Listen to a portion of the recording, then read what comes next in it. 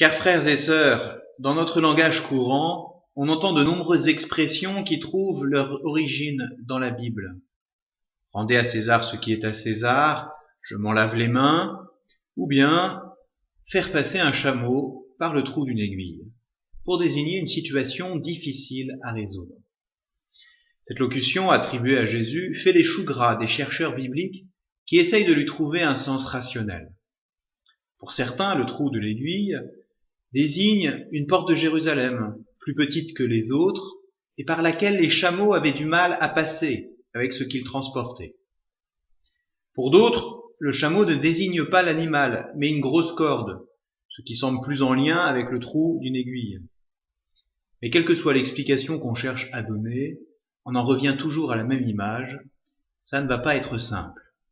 Écoutons l'évangile d'où est tirée cette expression. En ce temps-là, Jésus se mettait en route, quand un homme accourut et tombant à ses genoux lui demanda « Bon maître, que dois-je faire pour avoir la vie éternelle en héritage ?» Jésus lui dit « Pourquoi dire que je suis bon? Personne n'est bon, sinon Dieu seul. Tu connais les commandements. Ne commets pas de meurtre, ne commets pas d'adultère, ne commets pas de vol, ne porte pas de faux témoignages, ne fais de tort à personne, honore ton père et ta mère. » L'homme répondit, « Maître, tout cela je l'ai observé depuis ma jeunesse. » Jésus posa son regard sur lui et il l'aima.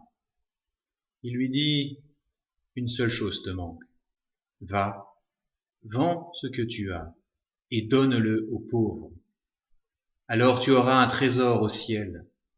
Puis viens, suis-moi. » Mais lui, à ces mots, devint sombre et s'en alla tout triste, car il avait de grands biens. Alors Jésus regarda autour de lui et dit à ses disciples, « Comme il sera difficile à ceux qui possèdent des richesses d'entrer dans le royaume de Dieu. » Les disciples étaient stupéfaits de ces paroles. Jésus, reprenant la parole, leur dit, « Mes enfants, comme il est difficile d'entrer dans le royaume de Dieu. Il est plus facile à un chameau de passer par le trou d'une aiguille qu'à un riche d'entrer dans le royaume de Dieu. » De plus en plus déconcertés, les disciples se demandaient entre eux, « Mais alors, qui peut être sauvé ?» Jésus les regarde et dit, « Pour les hommes c'est impossible, mais pas pour Dieu, car tout est possible à Dieu. » Pierre se mit à dire à Jésus, « Voici que nous avons tout quitté pour te suivre. » Jésus déclara, « Amen, je vous le dis, nul n'aura quitté à cause de moi et de l'Évangile une maison, des frères, des sœurs, une mère, un père, des enfants ou une terre, sans qu'il reçoive en ce temps déjà le centuple. Maison, frères, sœurs, mère, enfants et terre, avec des persécutions, et dans le monde à venir la vie éternelle. » Les richesses, obstacle pour entrer dans le royaume de Dieu? Cet homme que rencontre Jésus cherche un sens à sa vie. Il veut lui donner de la profondeur. Que dois-je faire pour avoir la vie éternelle en héritage?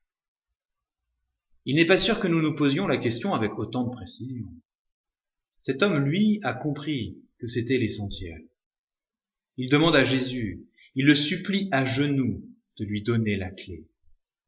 Ce que fait Jésus. Il lui rappelle les commandements, mais, détail important, uniquement ceux qui sont tournés vers le prochain. Aucune mention de ceux consacrés à Dieu. Mais ça va venir. Lorsque l'homme de bonne foi répond « Observer les commandements depuis sa jeunesse », il est invité à aller plus loin. Et c'est radical. Une seule chose te manque si tu veux vraiment entrer dans la vie éternelle. Vends tout ce que tu as et suis-moi. Voilà le commandement tourné vers Dieu. Entrer dans la vie éternelle, c'est suivre le Christ. Et suivre le Christ, c'est faire comme lui. Et que fait-il? Il marche. Il parcourt les villages de Galilée et de Judée. Et les randonneurs le savent, pour tenir la distance, il est préférable de ne pas trop se charger. J'aime beaucoup ce petit dessin de Jean-François Kieffer, diacre dessinateur, qui illustre fort bien la question. D'autant plus que, n'ayant jamais su voyager léger, il permet de bien comprendre le danger spirituel d'être trop chargé. Comme le chameau qui ne peut passer la porte trop petite sans se débarrasser de ses marchandises, les richesses sont un poids dans le cheminement spirituel. Mais on comprend alors que Jésus ne fait pas qu'allusion aux richesses matérielles, mais bien à tout ce qui peut nous empêcher de le suivre, et donc d'entrer dans la vie éternelle. Suivre Jésus, c'est accepter de se déposséder de ce que nous avons, et aussi de ce que nous sommes. À cet homme qui nous est présenté comme un riche, juste et pieux, sûrement bien installé, il demande de devenir pauvre pour pouvoir être itinérant. C'est donc accepter que Jésus seul suffit, que Dieu est l'unique source et chemin vers cette vie éternelle, et que rien ne doit nous encombrer, nous entraver. Et ce n'est pas forcément des choses qui sont mauvaises. Jésus ne condamne pas la richesse de cet homme. Au contraire, il l'invite à découvrir tout le bien qu'il peut en tirer, à partager avec ceux qui en ont besoin. Mais l'homme y est trop attaché, trop enfermé par ses grands biens pour aller au-delà. Pierre interroge. Lui et les disciples ont tout quitté. Et Jésus énumère tout ce qu'ils ont quitté. Maison, frères, sœurs, mère, père, enfants, terre. Rien de mauvais là-dedans. Bien au contraire. Et d'ailleurs, cela leur sera rendu au centuple. Mais Jésus invite à ce détachement pour le suivre, pour aller plus loin avec lui. Et on le comprend. Tout quitter ne veut pas dire rompre tout lien. Quand un jeune adulte quitte la maison familiale pour s'installer, cela ne veut pas dire qu'il ne reviendra plus jamais. Mais il entre dans une nouvelle relation avec ses parents. Jésus nous invite donc à faire de même.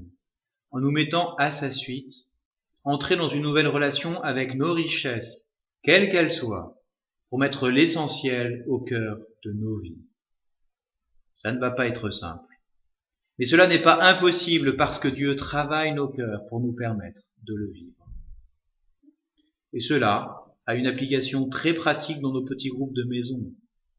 Rappelons-nous qu'ils ont vocation à grandir et à se multiplier, c'est-à-dire accepter de quitter ceux avec qui on chemine depuis un temps pour ouvrir la route à d'autres, aller sur les chemins, annoncer Jésus-Christ.